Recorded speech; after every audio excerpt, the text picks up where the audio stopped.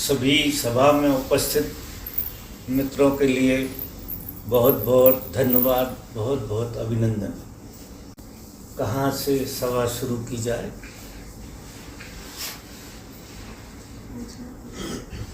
कोई बहाना सभा को शुरू करने का। आप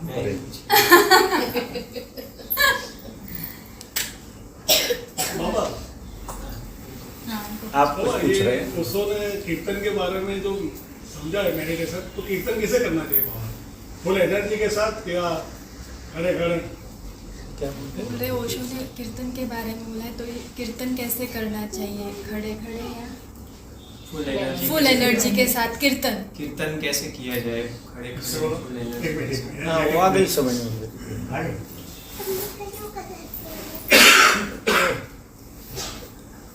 ओशो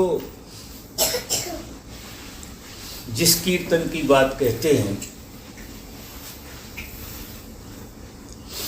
और सबसे सरल धर्म में रास्ता है, वो कीर्तन ही है, सबसे सरल। बस कहाँ गलती हो जाती है कि हम कीर्तन को समग्र रूप से नहीं कर पाते। उसमें समग्रता होना चाहिए।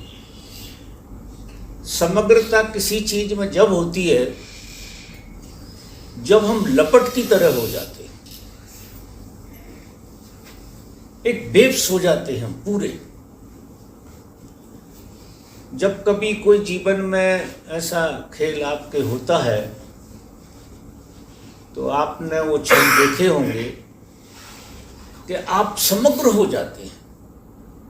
कार्य कारण कुछ भी रहे, लेकिन आप समग्र हो जाते हैं। और जब कोई आदमी समग्र होता है तो होता नहीं, क्योंकि सारी ओशो की विधियां, कीमिया, क्रिया रह जाए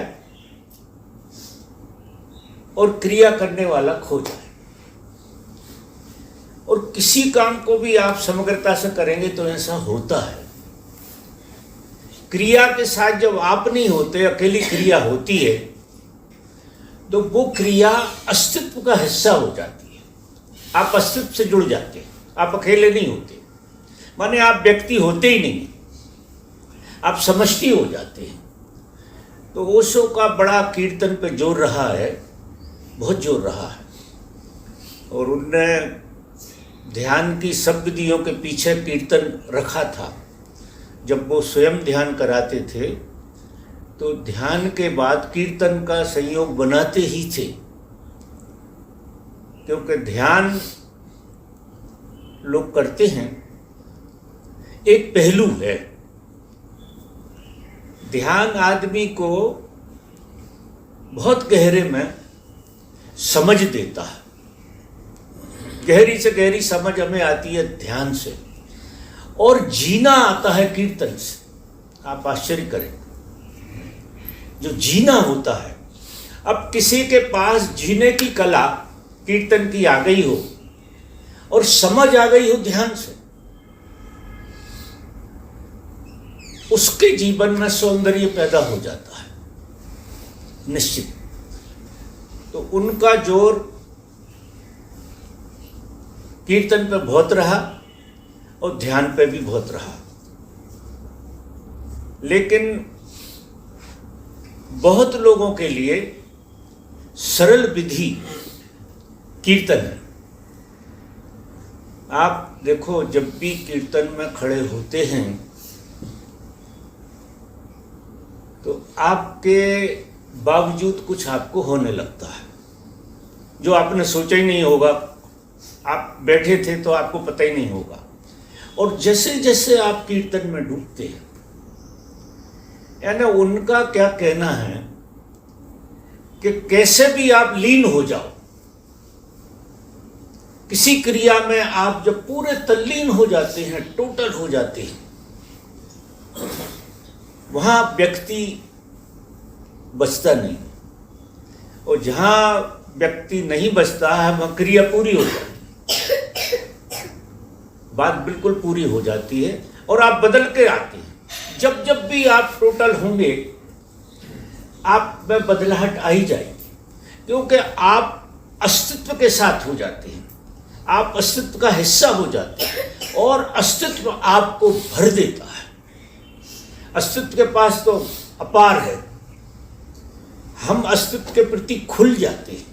कीर्तन एक बहाना है और सबसे अच्छा खुलना सहज रूप से कीर्तन में होता है। तो उनकी विधि कीर्तन की इस तरह से है कि आप लपट होकर कीर्तन में अगर आप समग्र हो जाएं, पूरे डूब जाएं। इतने कुनकुने लोग होते हैं कीर्तन में, हाथ पैर भी ढंग से नहीं हिल रहे होते हैं। तो अब कीर्तन भी करते हैं, ध्यान भी करते हैं, ना तो ध्यान में टोटल होते हैं और ना कीर्तन में टोटल होते हैं। तो टोटल होने का सारा खेल है। अगर आप समग्र हो गए तो आपकी विधि पूरी हो गई और आप अस्तित्व के साथ एक हो गए। ख्याल में आ रही है आपको बात? करके देखना, जब तक बचे हो जब तक नाचते रहना, जब तक बचे हो। ऐसा लगे कि आप बचे हो तो नाच पूरा नहीं हुआ, और नाच में जब तुरा आएगी तो आप नहीं बचोगे, आपको लगेगा आपके बावजूद कुछ हो रहा है। कुछ लोग आप आश्चर्य करोगे, सूफी परंपरा में गोल गोल घूमते हैं, जबरदस्त गोल गोल घूमते हैं, इतनी तुरा से घूमते हैं कि धरती का जो ग्रेविटेशन है वो उन पर काम नहीं करता। वो ऐसा लगता है कि हवा में कर रहे हैं, उनके पैर जमीन पर नहीं होते, दिखाई देते हैं लेकिन होते नहीं हैं। वो इतने हल्के हो जाते हैं, इतने हल्के हो जाते हैं, ऐसा लगता है उनको जैसे वो है ही नहीं, बिल्कुल हवा हो गए। और सूफियों में कीर्तन के माध्यम से बहुत लोगों को धर्म की अनुभूति हुई है।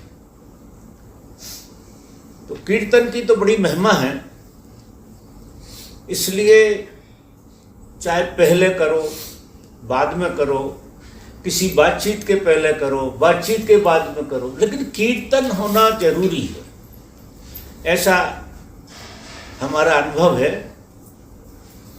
और हमारे यहाँ ये होता रहता है थोड़ा सा। सबसे ज़्यादा मज़े में लोग आते हैं जिस दिन कीर्तन होता है, बहुत मस्ती हो जाती है। अभी वो उर्मिला बहन का वो था जन्मदिन, बहाना था, इतनी खुश थी, बहुत खुश थी। तो इसकी पूरी तपस्या काम आ गई उस दिन। इतना जबरदस्त वातावरण बना था कि जैसे वो सब में फैल गए, कीर्तन के माध्यम से खुल गए लोग, देसी विदेशी सब नाच रहे थे। और किसी का कोई वैसा प्रश्न हो? अपन सब गपशप कर रहे हैं। कोई निर्णय लेना हो तो अंतर्वाणी से कोई निर्णय लेना हो, अंतर्वाणी से अगर कोई निर्णय लेना हो, अंतर्वाणी का तो अंतर्वाणी कैसे सुने कि यही अंतर्वाणी है? ये पता लगाना, मतलब कैसे पता लगे कैसे पता लगे कि ये अंतर्वाणी है, मन का खेल है? देखो वैसे परम नियम है वो तो ऐसा है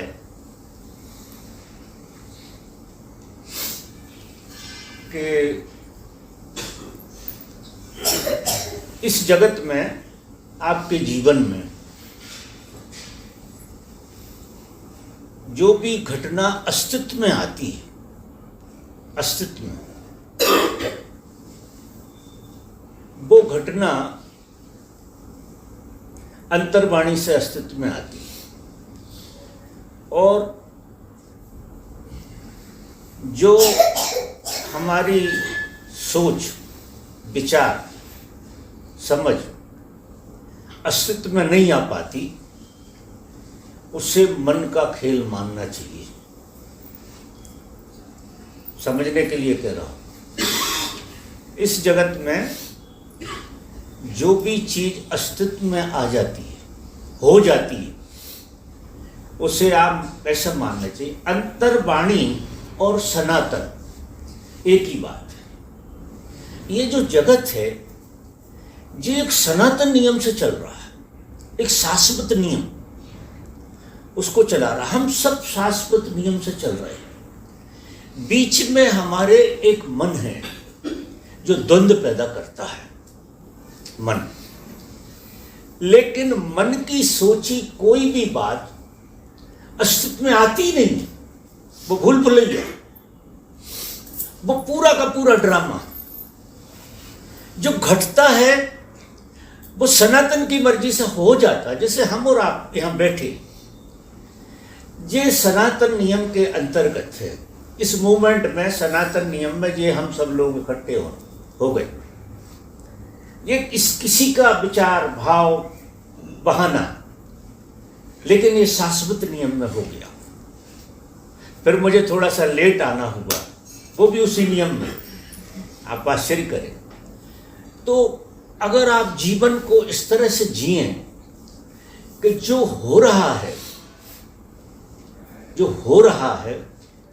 वो सनातन नियम से हो रहा है, और जो नहीं हो रहा है वो मन का खेल। और प्रकृति बहुत करुणापूर्ण है। अगर सच में जो आप सोचते हो वही हो जाए सब कुछ, तो आपकी जिंदगी नरक हो जाएगी, क्योंकि आपको पता नहीं है आप कैसे सोचते हैं।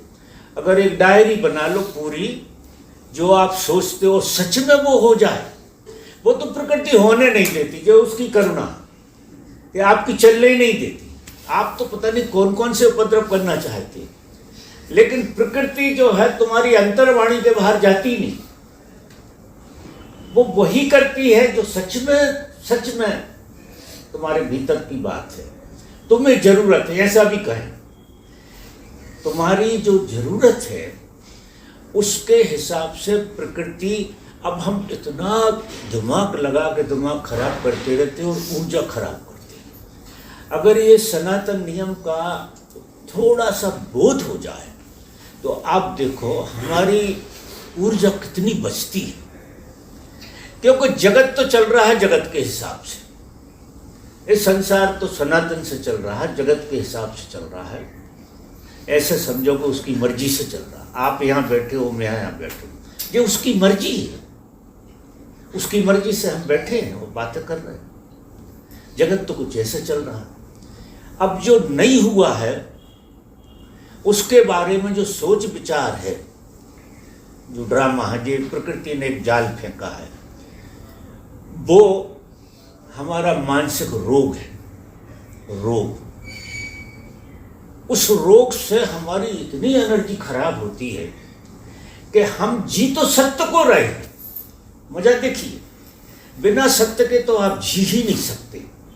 आप जी तो सत्य को रहे हैं और अनुभव झूठ को कर रहे हैं। अनुभव झूठ का चल रहा है।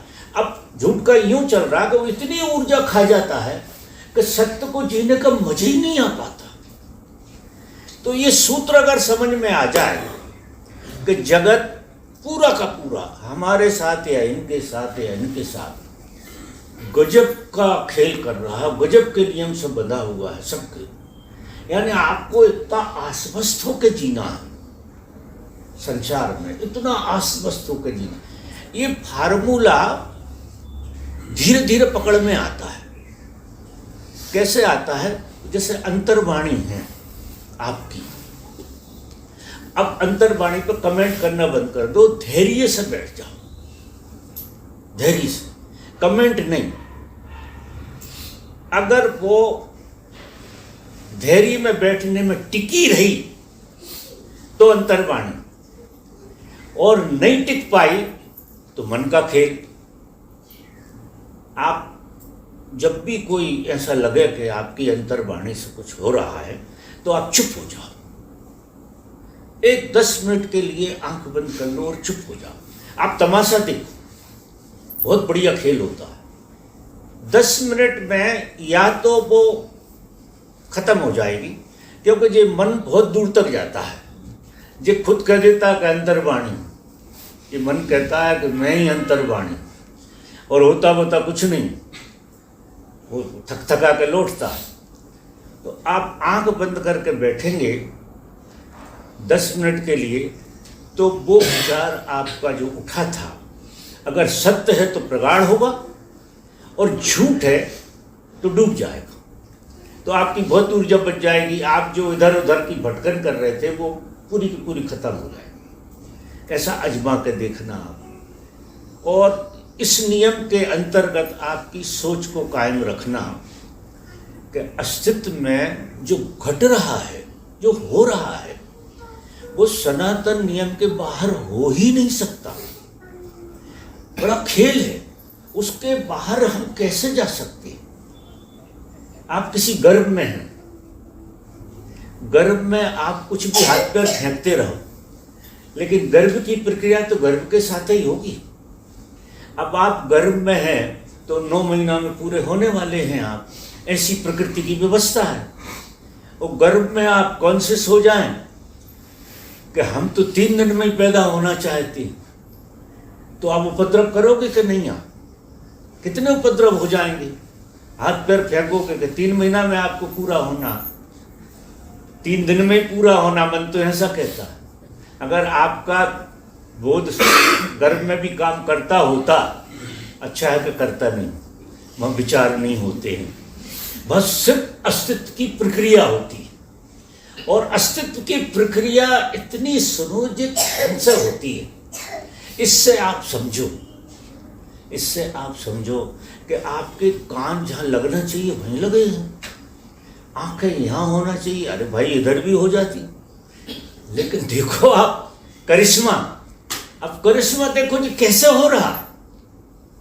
बच्चा पैदा होता है, उससे बहुत सीखा जा सकता है। ये जो जन्म की प्रक्रिया है, इससे बहुत सीखा जा सकता है कि आखिर ये रहस्य क्या, ये हो कैसे जाता है। तो कोई सत्ता तो है यार जो संभाले हुए है ना। अब हम एक तो गर्भ में वहां थे, अब एक गर्भ में यहां आ गए। जब आप जन्म की प्रक्रिया में थे तो प्रकृति के गर्भ में थे। अब जब आपका जन्म हो गया तो आप परमात्मा के गर्भ में, आप हमेशा परमात्मा के गर्भ में रहते। अब गर्भ में आप क्या कर लोगे? सिर्फ क्या हो गया कि आपको बुद्धि आ गई है, यहाँ एक समझ आ गई है, चेतना आ गई है आपके भीतर, जो चीज़ों को आप समझ पाते हैं। वहाँ चेतना नहीं थी, वह समझने का कोई उपाय नहीं था। तो इधर जो है बुद्धि हाथ पैर फेंकती रहती, लेकिन हो तो गर्भ में ही। तो जो झूठे हाथ पैर फेंक के हम एनर्जी को खराब करते हैं, हमारी शक्ति को खराब करते हैं, वो हमें समझ से, जो ध्यान से आती है समझ। ध्यान क्या करता है कि यही नियम समझाता है। अगर ध्यान करते करते करते आपका थोड़ा सा विवेक जाग गया तो आपको ये सत्य समझ में आ जाएगा, बड़ा मज़ा आएगा। अब आप किसी चीज़ के पीछे नहीं पड़ोगे, ना एनलाइटनमेंट के, ना इसके, ना उसके, किसी चीज़ के, क्योंकि चीज़ें गर्भ में बन रही हैं। एनलाइटनमेंट भी गर्भ की प्रक्रिया है। जब पूरे हो जाओगे 9 महीने के, जन्म जाओ, खेल हो जाएगा आपका। इतने हाथ पैर मारने की जरूरत नहीं, आप राजी होकर जियो। सूत्र ये कहता है कि आदमी जैसा है, जो भी है, वो अपने से राजी हो जाए, क्योंकि गैर राजी होकर सिवा थकान के और कुछ हाथ नहीं लगेगा, और राजी होकर ठीक उसी घटना में मजा आने लगेगा। गैर राजी होकर आप ऊर्जा को बिखराते, उसको जी नहीं पाते। हमें कहीं से कुछ करना नहीं है, हमारी जो ऊर्जा है उसका वेस्टेज ना हो, बर्बाद ना हो वो ऊर्जा, वो हमारे साथ बनी रहे, तो हम कुछ और तरह से जीने लगे, बिल्कुल नहीं थकेंगे, बड़े मजे में रहेंगे, हमेशा मजे में रहेंगे, क्योंकि आप इतने पूरे हो। स्वीकार भाव से जीना शुरू करो और सारे सूत्र भी आपको हाथ लगने लगे, तो अंतर्वाणी आपको बहुत अच्छे से सुनाई देने लगेगी, फिर इतनी स्पष्ट हो जाएगी कि आपको घटना के पहले घटना का पता हो जाएगा कि ये घटने वाला है। आप उसके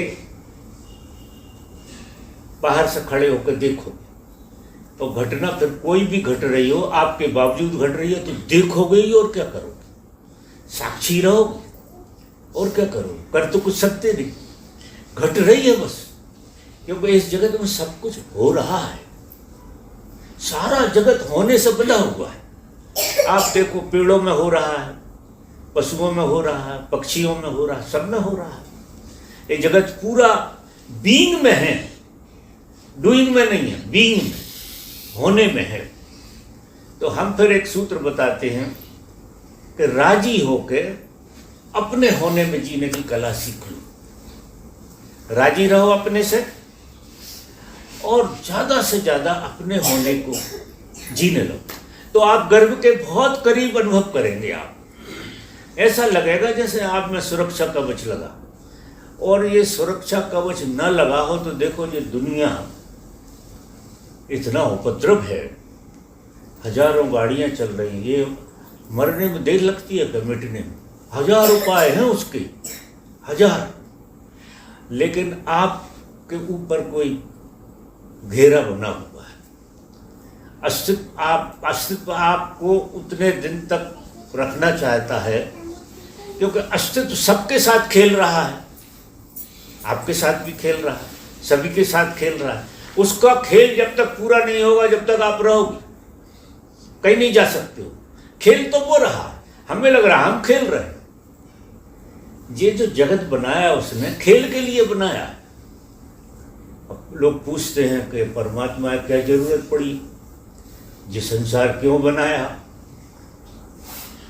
देखो, खेलना तो हर कोई चीज चाहती है, और खेलने के लिए दो चाहिए, तो परमात्मा ही एक से दो हो गया और दूसरे रूप से खुद खेल रहा।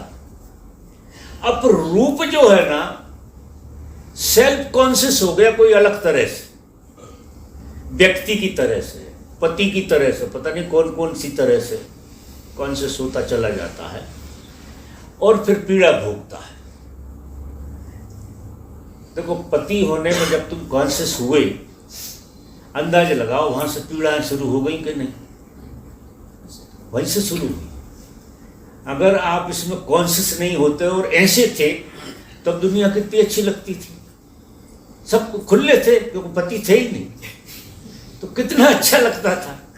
और ये पति होने वाला जो भूत हमारे भीतर घुसा, इसने जिंदगी को हमारी को थोड़ा सा गड़बड़ कर, क्योंकि आपकी चेतना उसके इर्द गिर्द होने लगी। अब पति को संभाल रहे हो आप।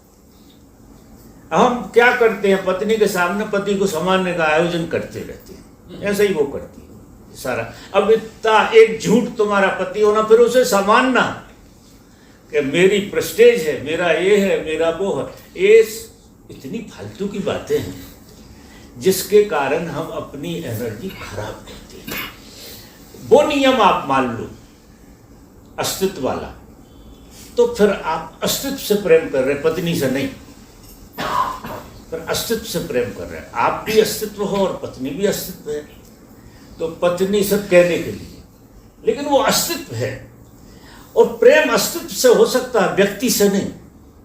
व्यक्ति प्रेम इतना बड़ा है, इतना बड़ा है प्रेम, परमात्मा जैसा है।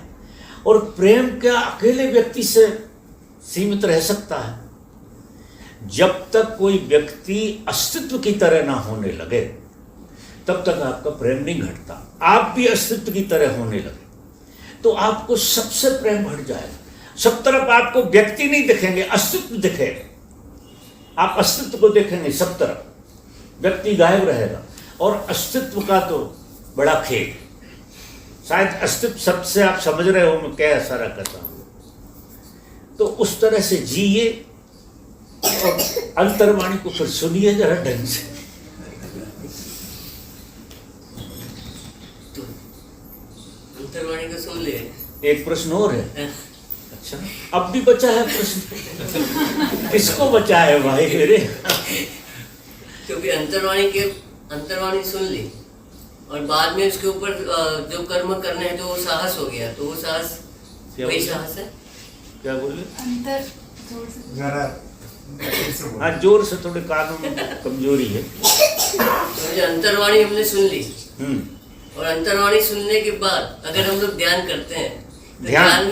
ध्यान के अंदर एक निष्क्रिय भाव हो जाता है। निष्क्रिय भाव। हाँ। हाँ। बाद में कर्म करना आता है तो डिसीजन लेने में अंतर्वाणी की सुननी पड़ती है। तो वो जो अंतर्वाणी होगी वो समाज के नियम के विरुद्ध होगी या कुछ भी होगी तो वो करना साहस होगा, तो वो साहस कहलाया जाएगा। मैं समझा नहीं, आखिरी में क्या बोले? वो बोल समाज में क्या हो गया? समाज के विरुद्ध हो जाएगा।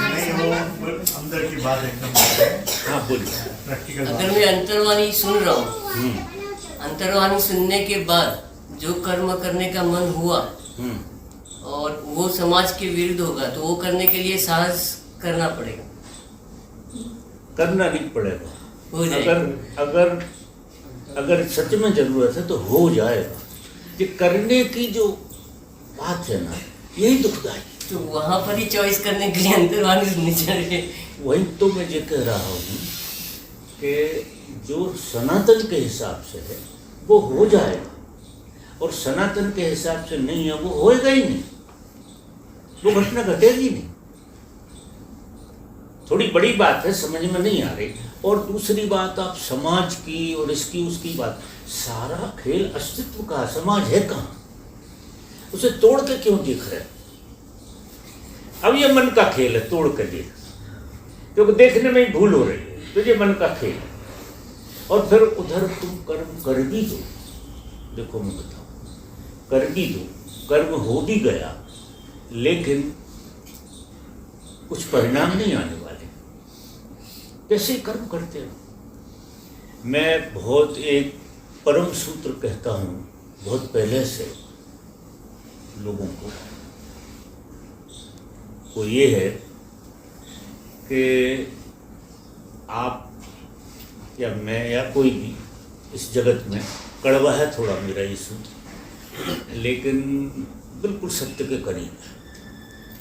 सत्य ये है, बहुत गहराई से, आप बहुत गहराई से अपने अंतर मन में खड़े होकर इसको अगर समझेंगे तो ख्याल में आएगा कि उपनिषद ऐसा कहते हैं कि संसार में आप किसी के लिए कुछ कर नहीं सकते। आप कर नहीं सकते हैं, होता है वो अलग बात, आप कर नहीं सकते।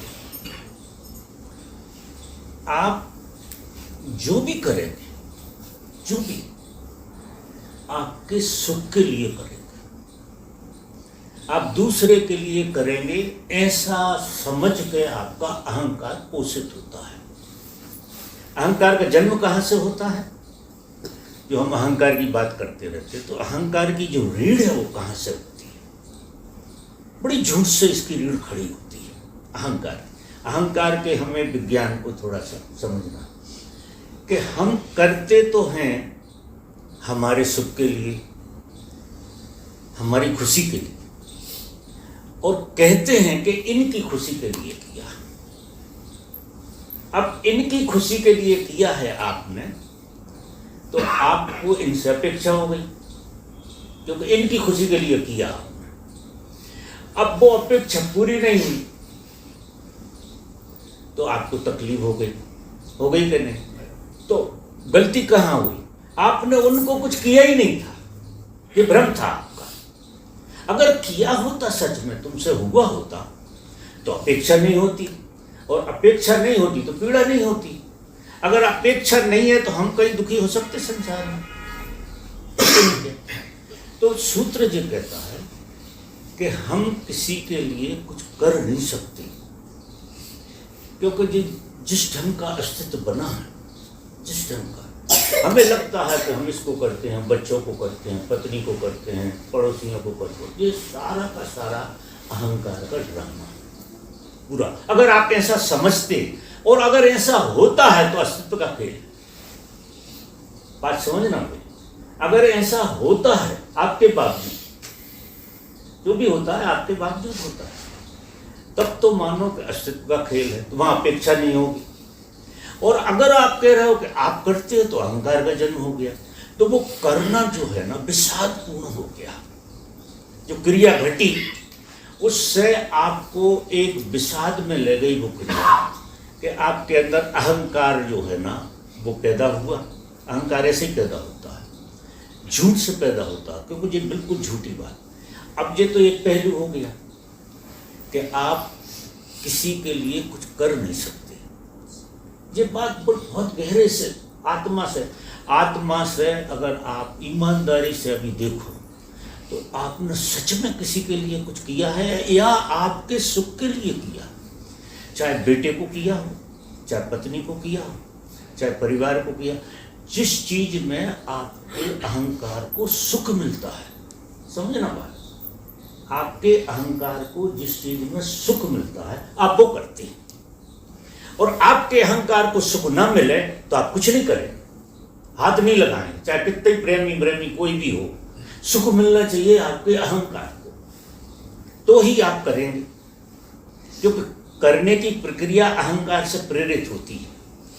अब ये सत्य आपकी समझ में आ गया कि अहंकार के लिए ही ऐसा होता है, मैं कर नहीं सकता। अगर मुझे ये बोध है कि मैं कर रहा हूं तो ठीक अहंकार के पोषण के लिए कर रहा हूं, मेरे अहंकार का पोषण होता, मुझे खुशी मिलती। जैसे देखो, आप अपनी पत्नी के लिए कुछ अच्छा उपहार लाए, अच्छा उपहार, वो खुश हुई, समझना, खुश हुई।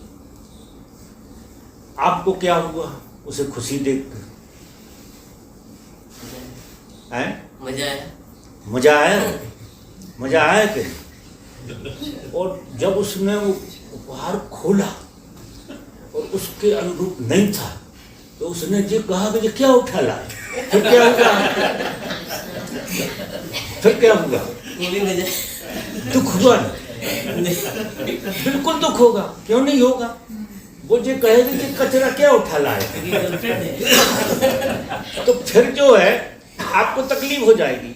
तो मेरा विज्ञान जो है वो बता रहा है। तो ये मैं ये कह रहा हूँ कि ऐसा नियम नहीं है, ऐसा नहीं कि आप नहीं कर पाते, संसार में कोई नहीं कर पाता, ये नियम ही नहीं। अब ये जब नियम समझ में आ जाए कि मैं किसी के लिए कुछ नहीं कर सकता हूँ तो दूसरा भी मुझे कुछ नहीं कर सकता, क्योंकि ये तो नियम है कि दूसरा मेरे लिए कुछ नहीं कर सकता, क्योंकि वो नियम में ही नहीं है कि दूसरा कुछ करे, होता है वो अलग। तो अब आपका अहंकार और आपकी पीड़ा कहाँ जाएगी? क्योंकि दूसरा आपके लिए कुछ कर नहीं सकता है, तो दूसरे से अपेक्षा नहीं रही, क्योंकि वो कर ही नहीं सकता है, और उपेक्षा भी नहीं रही, तो विज्ञान समझ में आ गया। फिर आपकी क्या स्थिति होगी?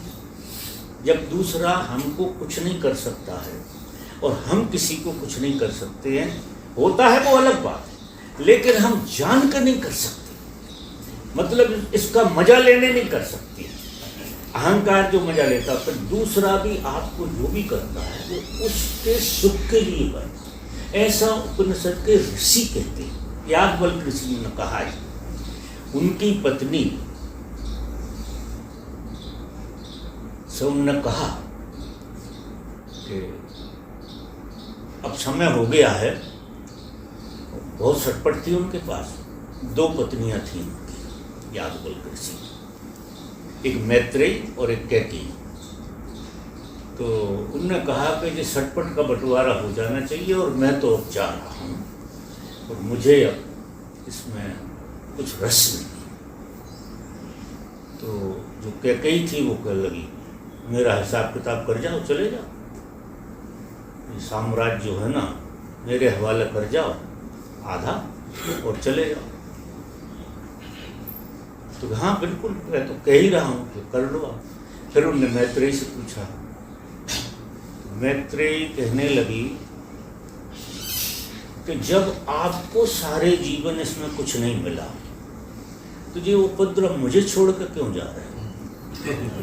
जब सारे जीवन आप जिए और अपार संपत्ति आपने इकट्ठी करी और अच्छे अच्छों को आपने हरा दिया, ऐसे विद्वान हैं आप, क्योंकि याज्ञवल्क्य बहुत विद्वान थे, किसी को भी हरा देते शास्त्रार्थ।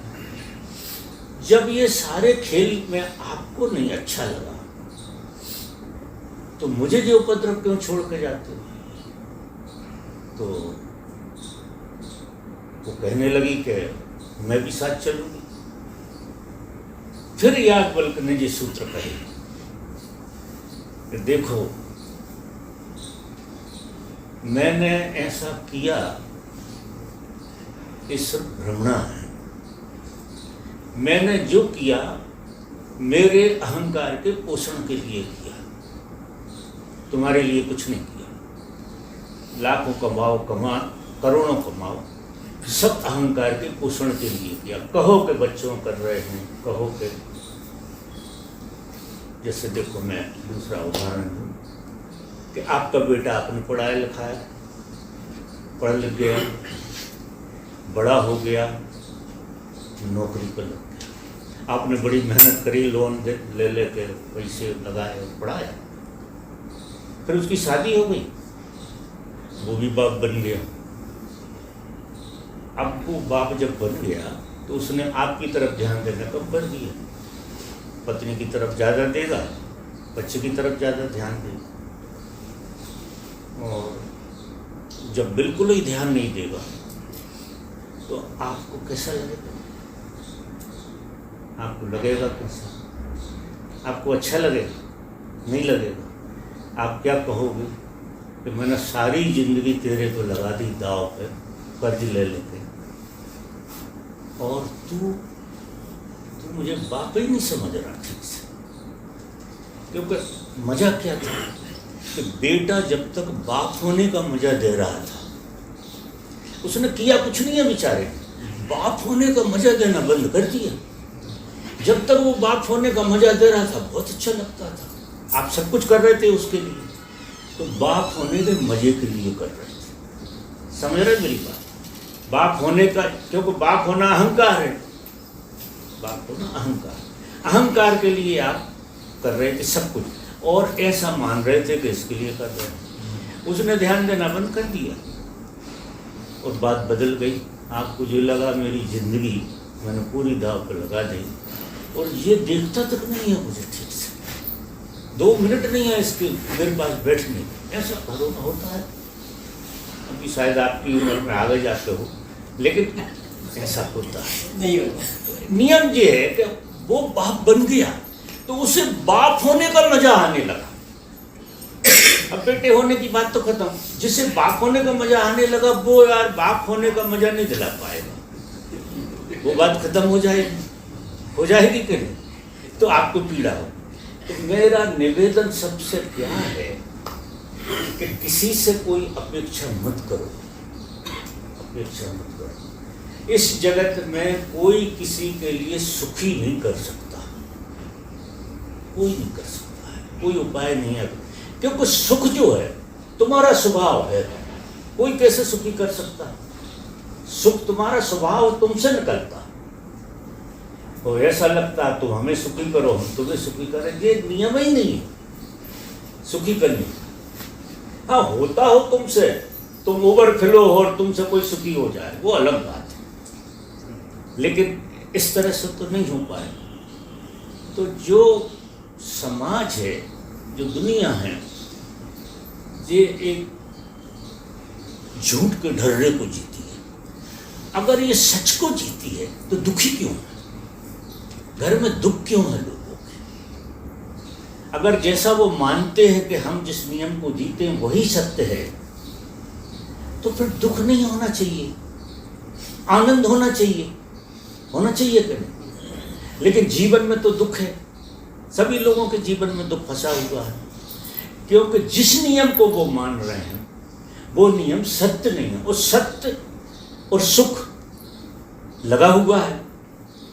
अगर आप सत्य के साथ हैं तो आप सुखी, आपको दुखी कोई नहीं कर सकता, कोई उपाय नहीं, क्योंकि आप किसी के साथ हैं ही नहीं, तो दुखी कैसे करेगा कोई। आप सत्य के साथ हैं और सत्य का स्वभाव सुखी है। तो ये बात घूम फिर कर वहीं आ गई कि नहीं, बिल्कुल अपने ऊपर ही आ गई।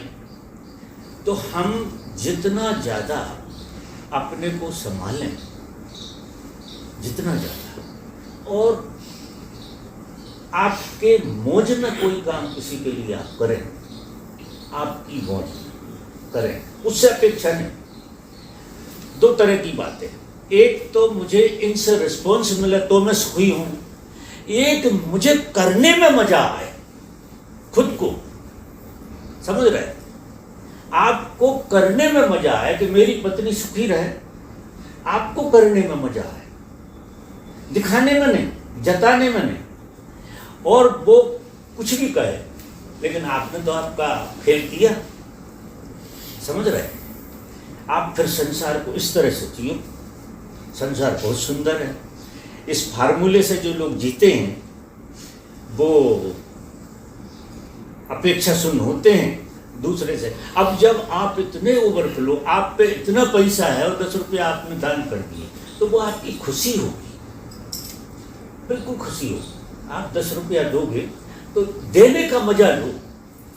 ये मत देखो कि मैंने इसको इतने दिन से दे रहा हूं और इसका रिस्पॉन्स क्या है। तो सामने वाले की 2 रुपया देख के भी आंखें देख लेते हैं कि नमस्कार करे कि नहीं, तो सारा मामला उलझता है। तो आप देने का मजा अगर लेते, सुख देने का मजा, सुख लेने का नहीं। अगर सुख लिया तो अहंकार बनेगा, सुख लिया कुछ कर करा के उपद्रव, और सुख ले लिया किसी को राजी करके, तो अहंकार ही बनने वाला है। और सुख देने की बात अगर आई, अब सुख देने की बात इस संसार वाले नियम में नहीं है। जब तक आदमी स्वयं आनंदित नहीं होता, वो किसी को सुख नहीं दे सकता। क्योंकि दुखी आदमी क्या देगा, लपेटेगा सुख शहद की तरह और भरा होगा दुख, क्योंकि दुख से तो दुख ही बटेगा ना। तो अब हमने ये मान ही लिया है कि हम किसी को कुछ कर नहीं सकते हैं, सुखी नहीं कर सकते, कोई उपाय नहीं। तो आग्रह नहीं है, जो बने वो करते रहो, लेकिन आग्रह नहीं कि ये राजी हो ही जाए, ऐसा आग्रह ना हो। और फिर आप जो कर रहे हो वो फिर नॉर्मल बात हो गई। समझ रहे मेरी बात? तो अब आपकी अंतर्वाणी देखो कितनी मजेदार काम करेगी, गजब की काम करेगी, क्योंकि अंतर्वाणी निकलेगी, मन का खेल ही नहीं निकले। मजा देते जब आप इस तरह से सोचेंगे। पहला सूत्र तो ये कि मन के रहते रहते आप किसी को सुखी नहीं कर सकते, और सारे लोग मन में जी रहे तो वे भी आपको सुखी नहीं कर सकते। तो अपेक्षा आपकी खत्म हो गई कि नहीं? अगर घर में झगड़ा होता है तो किस बात से होता है, दोस्तों में होता है तो किस बात से होता है? अपेक्षा से होता है, अपेक्षा से होता है। और अपेक्षा आपने गिरा दी, आपको संसार का कोई आदमी दुखी नहीं कर सकता। अकेली अपेक्षा गिरा दो, क्योंकि दुख की जननी है अपेक्षा। किसी से अपेक्षा मत रखो आप, और अपेक्षा रहित जीवन जियो, और किसी से आशा भी मत रखो, किसी से किसी तरह की आशा, क्योंकि जगत का नियम नहीं है ऐसा। ये आपकी बात नहीं है, ये सार्वभौमिक सत्य है। और ऐसा होता नहीं, ड्रामे करते हैं लोग एक दूसरे को सुखी करने का, सुखी करने ड्रामे करते हैं। लेकिन अगर यार हम सच में सुखी कर रहे हैं तो फिर शाम तक दुख कहाँ से आ जाता है? वो टिकता ही नहीं है हमारा सुखी करना, क्योंकि एक काम में आपने सुखी कर दिया और दूसरे में तो उपद्रव हो गए, दूसरी बात तो जची नहीं, और घूम फिर के वहीं आ गए। हमें फिर ये लगा हमने वो सुखी करा था, वो भ्रम था हमारा, लगेगा कि नहीं? तो धीरे धीरे एक रियलाइजेशन आ जाता है आदमी के अंदर, क्योंकि दुनिया में अगर सबसे बड़ी कोई चीज है तो वो है समझ। समझ ध्यान से जागती है, और समझ से जीने का गेस्टाल्ट बदलता है। जो चीजें जैसी दिख रही हैं, एक बुराई नहीं है संसार में, संसार बहुत सुंदर है क्योंकि परमात्मा का अस्तित्व है, तो इसमें बुराई नहीं है। देखने के ढंग बदल जाती है, देखने का जो अंदाज है वो पूरा बदल जाता है। हम उस अंदाज से देखते हैं, अभी हम इस अंदाज से देखते हैं।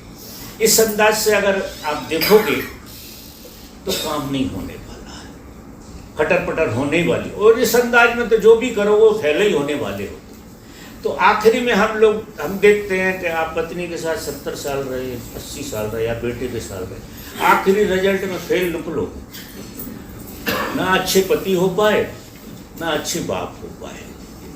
ऐसा पत्नी कहेगी कि मुझे जैसा पति चाहिए था वो सच में तो वो कहे ना कहे, लेकिन अंदर से ऐसे ही। मेरे को प्रॉब्लम नहीं क्या है ही नहीं, तो प्रॉब्लम ही नहीं। तो सार्वजनिक सत्य कह रहा हूं। अब जे आपका दुर्भाग्य के सौभाग्य ये दुर्भाग्य भी हो सकता है, पत्नी नहीं आपकी, और सौभाग्य भी हो सकता है। अब आप इसको किस तरह से लेते हैं, इसे दुर्भाग्य बना लो या सौभाग्य बना लो। सौभाग्य बना लो तो बहुत अच्छी बात है, और दुर्भाग्य भी बन जाता क्योंकि उस अनुभव से नहीं गुजर रहे आप, देख नहीं पाया आपने। अगर वो देख लेते तो विज्ञान समझ में आ जाता। बात समझ में आ रही है?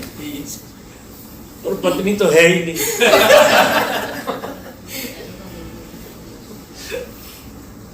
अब क्या कार्यक्रम है? प्रश्न ले सकते हैं। थोड़ा सा ये एसी को बढ़ाना, गर्मी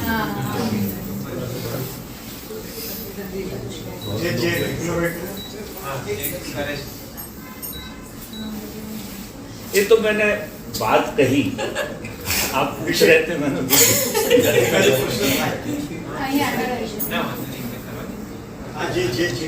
हाँ इधर आ जाओ, थोड़े से कान मेरा गड़बड़ है, फिर उधर बैठ जाना, बोल के आपका प्रश्न फिर उधर चले जाओ। अच्छा इनको है माइक है नहीं, वो कान मेरा कमजोर है। नहीं आ जाओ, अंदर आ जाओ, डायरेक्ट बात करें पापा। नहीं मेरा हमारी जगह चाहिए नहीं कैसी सर। हाँ बस क्वेश्चन है सब अब वो प्रॉब्लम उनके पास में, वहीं बैठ जाना, आप बता दो मुझे क्या क्वेश्चन कहना। में खड़ी रहूंगी। फिर इधर बैठ जाओ। मैं बैठ नहीं सकती, मेरा ऑपरेशन किया हुआ हाँ। है, इसकी वजह से। इसलिए तो मैंने कहा आप उधर ही चले जाना, बोल के। पीतल का अनुभव करना है, कैसे करना? किसका?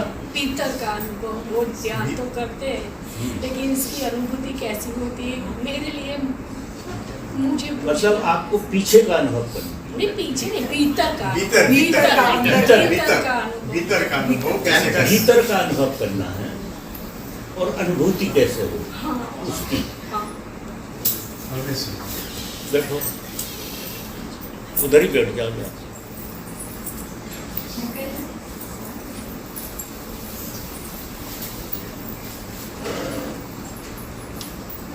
तुम लोगों का काम निपट गया, फ्री होके आ गए। 3 बजे भी आ सकते थे। मेरे बारे में पूछा, हाँ क्या बोले? अभी आ जाते तो भी हो जाता। ऐसा बोले? चलो जब होगा जब हो जाए, 3 बजे जब होगा जब ही होगा। तो एक माँ पूछ रही हैं कि भीतर का अनुभव या भीतर कैसे प्रवेश करें, ऐसा उनका कहना।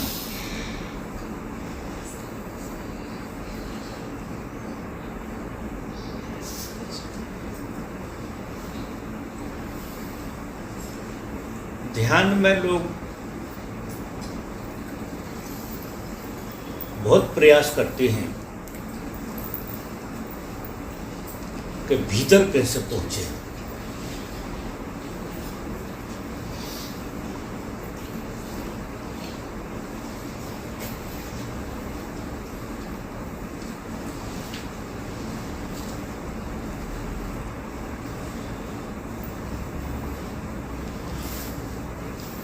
हम जैसे हैं वैसे मन में जीते हैं,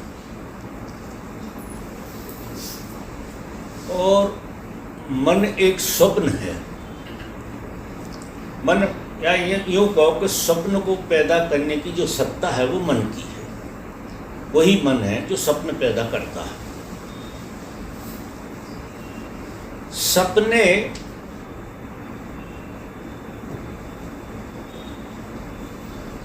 में कोई व्यक्ति कहीं नहीं पहुंच सकता है।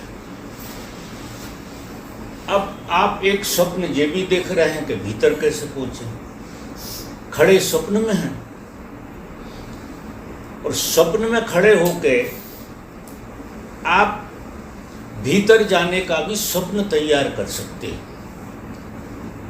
बहुत लोग ऐसा प्रयोग करते हैं कि हम भीतर जा रहे हैं, और उन्हें ऐसा लगता भी है कि वे भीतर जा रहे हैं। वो भीतर जाने का एक स्वप्न पैदा कर लेते हैं। मन की इतनी ताकत है कि वो बहुत तरह से स्वप्न पैदा कर लेता है। भीतर भी चले गए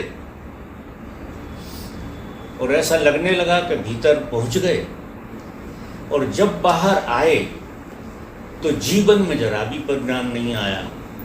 जीवन वही का वही ढर्रे में खड़ा हुआ है, ज्यों का त्यों। तो मेरा निवेदन क्या है कि इस मन के रहते रहते कोई भी व्यक्ति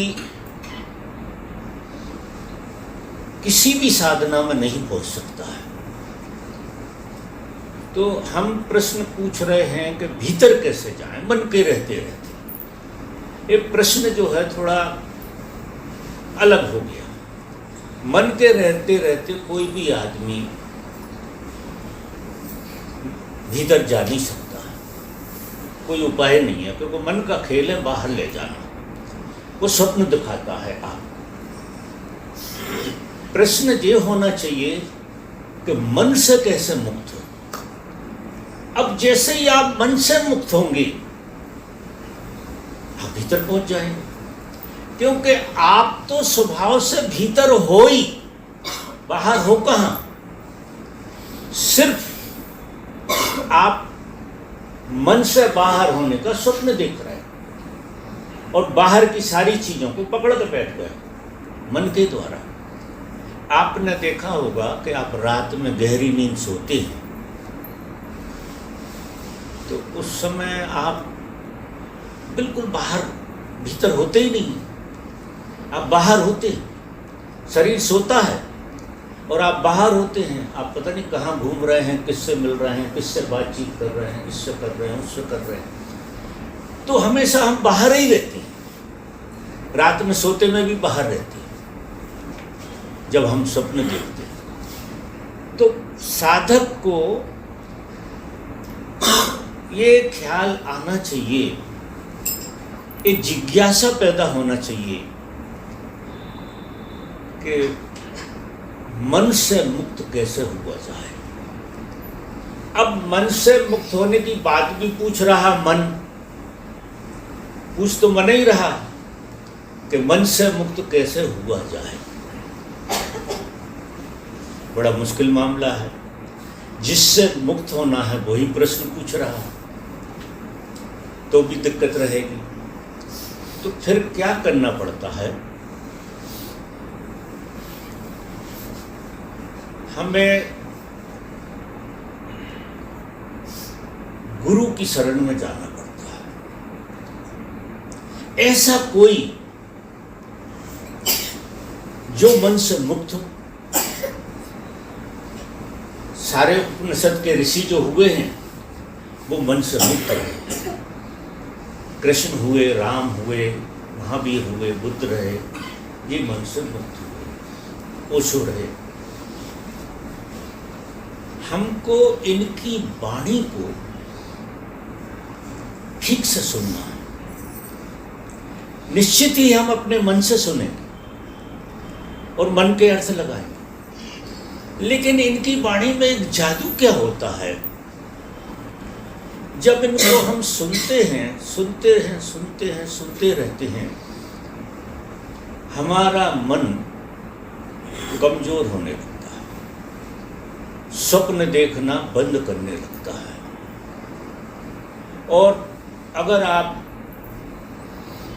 किसी संत के प्रेम में आ गए और उसकी वाणी को सुन रहे हैं और जो वो उपाय बता रहे हैं वो कर रहे हैं, तो आप धीरे धीरे धीरे धीरे करते करते आपकी सोच, मन जो है, एक सोच तो उसकी बाहर की, जो बाहर आपको फेंकता है, क्योंकि मन बहुत अच्छी चीज है, बुरी नहीं है। और जब आप किसी महापुरुष को सुनते रहेंगे सुनते रहेंगे सुनते रहेंगे, तो वही मन जो बाहर फेंक रहा था, वही मन भीतर। अब महापुरुष क्या करते हैं कि बाहर की तो बातें करते नहीं, संसार की तो करते नहीं, वो सारी बातें अंदर की तरफ लाने की करते हैं कि कैसे तुम अंदर की तरफ आओ। तो पहले तो उनकी बात सुनो, उनकी बात सुनते सुनते आपका मन राजी होगा भीतर आने के लिए। गुरु तुम्हें फुसलाता है, ऐसे तो तुम फंसने वाले नहीं, वो फुसलाता है। बहुत उसकी वाणी में जादू होता है, क्योंकि सरस्वती बैठी होती है और जागृत होता है। तो उसकी वाणी सुनते सुनते सुनते सुनते हमारा मन अंतर्मुखी होने लगेगा, अंदर की बात को समझने की कोशिश करने लगेगा वही मन। क्योंकि मन के हारे हार है, मन के जीते जीत। मन के साथ दुश्मनी तो करना ही नहीं है कि ये मन हो ही नहीं। अगर ऐसा मान के चलोगे कि ये मन हो ही नहीं, तो बिना मन के हो ही नहीं सकते। अगर मन बिल्कुल ना हो 100%, तो ये संसार आपके लिए दिखाई देने बंद हो जाएगा। ये सारे संसार का खेल मन के द्वारा ही देखा जाता है, समझा जाता है। मन बहुत बड़ी सत्ता है जो परमात्मा ने आपको दी, साधारण नहीं है। दुरुपयोग हो रहा वो अलग बात है। तो उस मन को आपने संतों से जोड़ दिया, संत वाणी से जोड़ दिया।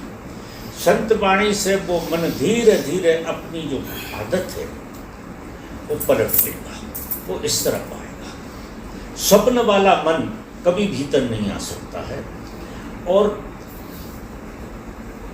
ये जो संत वाणी है वो स्वप्न देखने की क्षमता कम कर देगी। आप बहुत कम स्वप्न देखोगे संसार, क्योंकि वो वाणी में एक जादू होता है, वो ऐसा करती है। धीरे धीरे करते करते करते करते आपको अंदर का कोई स्वाद आएगा। अब आप किसी सहारे से अंदर जा सकते हैं, ऐसे नहीं जा सकते। आपको बाहर क्यों मन भग रहा है? क्योंकि बाहर का स्वाद है। इंद्रियों के साथ, बाहर पांचों इंद्रियों के साथ वो काम करता है। वो अंदर का आपको स्वाद है, मन को स्वाद है, तो उस स्वाद के चक्कर में मन बाहर फेंकता है, उसे एक स्वाद आता है। अब ठीक जब मन पलटेगा तो एक भीतर का भी स्वाद है। आपको वाणी सुनते सुनते कभी कभी तो बीच में ही वो स्वाद आ जाएगा, और कभी कभी वाणी सुन के उनकी और चुपचाप बैठना, बस शांत होकर बैठ जाना। वाणी सुन ली और फिर 10-15 मिनट के लिए चुपचाप बैठ जाना। तो आप आश्चर्य करेंगे, कुछ दिन में आपको भीतर का एक स्वाद पकड़ेगा। आदमी अंदर क्यों नहीं जा पा रहा? कि भीतर का स्वाद उसने जाना नहीं। हमारा मन वहीं तो जाएगा जहाँ स्वाद पकड़ेगा। तो स्वाद नहीं पकड़ेगा तो वो कहते हम आंख बंद करे रहते, घंटों बैठे रहते, कुछ होता है। ऐसा नहीं होने वाला, क्योंकि आप आंख बंद करके बैठे रहते हैं, आपका मन सपने ही देखता रहता है, बाहर का ही देखता रहता है, दुनियादारी की बातें करता रहता है, वो वहीं गड़क फैलाता रहता है, कुछ नहीं करता, भले ही आंख आपकी बंद हो।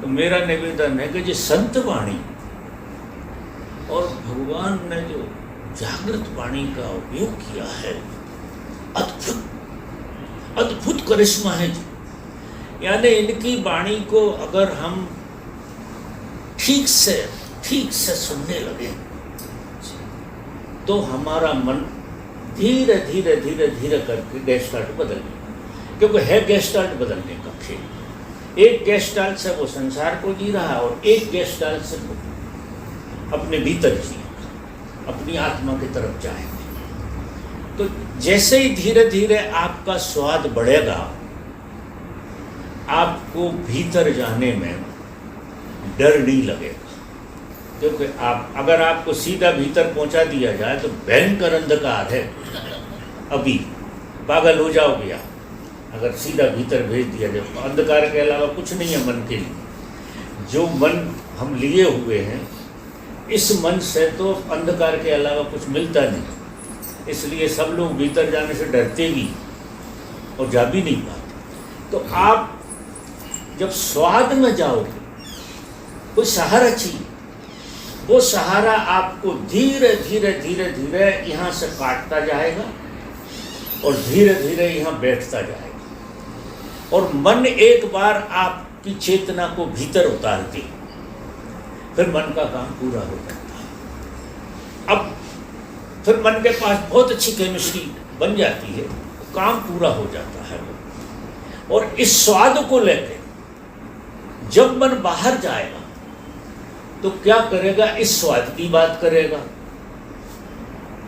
अब उसका व्यवहार बदल जाएगा, वो आपके भीतर ऐसा देखेगा कि आपके भीतर जो स्वाद पड़ा, क्योंकि जो स्वाद मैंने चखा है तो आपके भीतर ही पड़ा, तो आपसे मित्रता करेगा, दोस्ती करेगा, प्रेम करेगा और आपको कहीं ना कहीं उससे जोड़ने का आयोजन करेगा, विधि बताएगा, ये करेगा, वो करेगा, ऐसा करो, वैसा करो। तो जो व्यक्ति जहाँ खड़ा है, जो भी व्यक्ति, उसको शुरुआत करनी चाहिए संत वाणी से, और संत वाणी को टाइम देना चाहिए थोड़ा। जैसे आप देखो, सवेरे उठो, बिस्तर से आप उठे, थोड़े फ्रेश हुए, सबसे पहला काम करो, सबसे पहला काम आप किसी महापुरुष को सुनो और एक आध बहुत बढ़िया भजन सुनो। आपकी शुरुआत अच्छी होना चाहिए। संत पुरुष को जब आप सुनोगे तो आपका मन शांत होगा, और शांत होगा जब तुम भजन कीर्तन में आओगे तो भजन कीर्तन आपको नहला देगा, एकदम प्रसाद जैसा आपको लगेगा। फिर आपका दिन बहुत बढ़िया जाएगा, क्योंकि आप झड़प से किसी को गाली नहीं दोगे, झड़प से कुछ करोगे नहीं, आप बहुत आराम से संसार को जियोगे, सब काम आपके बहुत बढ़िया हों। रात के सोते वक्त भी यही प्रयोग करना कि आप पहले सत्यवाणी सुनो और सुनने के बाद थोड़ा सा आनंदित हो कीर्तन में, और फिर आप सो जाओ। आप शुरुआत में ये दो प्रयोग कर लो, आपका मन पलटी खाने लगे, क्योंकि रात की दवाई हो गई। आप रात में संत वाणी सुनकर थोड़ा भजन कीर्तन के बाद सोएंगे तो आपका उपद्रव जो सपनों में चलता है वो नहीं चलेगा, कुछ अलग तरह की भूमिका हो जाएगी। और दिन में जब आप शुरुआत ऐसा करेंगे तो दिन में आप किसी से भिड़ेंगे नहीं, आपकी ऊर्जा खराब नहीं करेगी, क्योंकि आपको आपकी ऊर्जा की कीमत समझ में आने लगी। असली में हम पे जो है उसकी हमें कीमत नहीं। आपके अंदर देखो, परमात्मा ने वाणी दी है, इंद्रियां दी है, बोलना दिया है, अब ये सारी उपलब्धियां हैं हमारे पास, और ये उपलब्धियां किसी चीज़ से खरीदी नहीं जा सकती। जिस उपद्रव में आदमी फंसा है कि मैं ये पालूं वो पालूं, वो सब कुछ पालो, एक आंख नहीं पा सकते। इतनी अद्भुत चीज़ है आपकी, लेकिन आपको आंख की कीमत कहीं पता नहीं कि कितनी बहुमूल्य चीज़ है। यानी सब कुछ आपके पास बहुमूल्य है, सब कुछ, और अंतरात्मा आपकी। तो पहले तो आप अपने आप को परमात्मा की भेंट समझे, इस तरह से जिए। और ये मैंने 2 विधियाँ बताई, सुबह की शाम की, अगर ऐसा करोगे तो आप पक्का मानना कि आप अंतर्मुखी होने लगे, अंतर्मुखता आपके अंदर आने लगे, वो स्वाद बनेगा और स्वाद डोरी खींच लेगा। फिर धीरे धीरे धीरे धीरे करके सारे मन को अंतर्मुखी कर देगा। शायद आपकी समझ में आई हो। मुझे अभी उठा तुम्हारा प्रश्न है।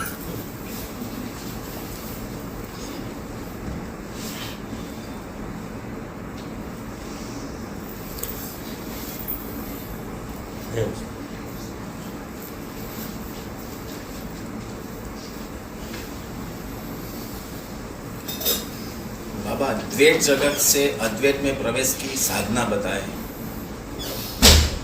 तो अकेले में पूछना, तो कुछ बातें ऐसी हैं जो सभा में कहने का कोई मतलब नहीं, कंफ्यूजन आते हैं, अलग से बात कर लेंगे। की बार जब आओगे तो बात करेंगे। सच में जाना चाहते हो? सच में ईमानदार हो के ईमानदार की बात बाहर कुछ बचा? नहीं, कुछ नहीं बचा कर, दिखता ही नहीं है बाहर कुछ, कुछ दिखता नहीं, बेटा नहीं दिखता, कोई है क्या नहीं, मर गया? मैं ही नहीं तो वो भी नहीं ऐसा दिखता। नहीं मर गया कि नहीं है मतलब क्या? देखो झटका लग गया थोड़ा सा, है ही नहीं बाबा, मर गया हम झटका नहीं लगा, था ही नहीं तो मरा जैसे कैसे? मर जाए तो भी नहीं लगता। सच में। सच में झूठ मत बोलो, है? झूठ मत बोलो, झूठ मत बोलो, ईमानदार हो, ईमानदारी से। फिर अद्वैत का पता लग जाए। अब मेरे ख्याल समय हो गया। हाँ बाबा। भी हम थोड़ा रुकेंगे, थोड़ा कीर्तन करेंगे, बाबा को कीर्तन के साथ विदाई करते हैं। हाँ